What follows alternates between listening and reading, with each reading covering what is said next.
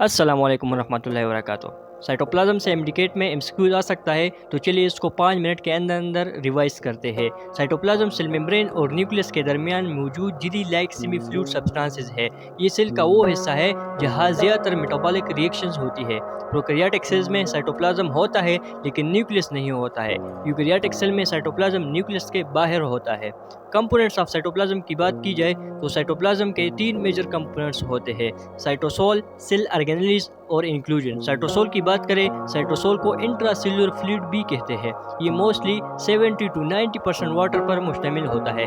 इसमें ये substances dissolve होते हैं like protein, enzymes, sugar, amino acids, salts, ions.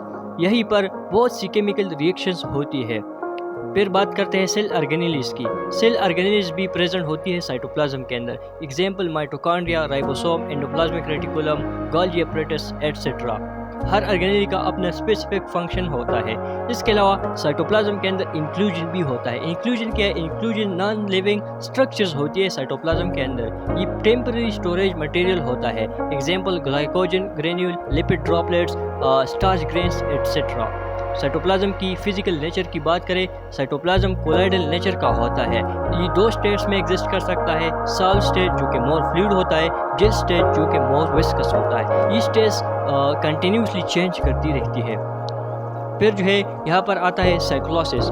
Cytoplasm continuously move करता रहता है। इस मूवमेंट को साइक्लोसिस या साइटोप्लाज्मिक स्ट्रीमिंग कहती है। ये मूवमेंट हेल्प करती है, न्यूट्रिएंट्स डिस्ट्रीब्यूट करती है, ऑर्गेनिज्म को मूव करती है, वेस्ट प्रोडक्ट्स ट्रांसपोर्ट करती है। इसके अलावा साइटोप्लाज्म की फंक्शन की जाए तो cytoplasm is a site of chemical reaction. Cytoplasm is a storage of different substances.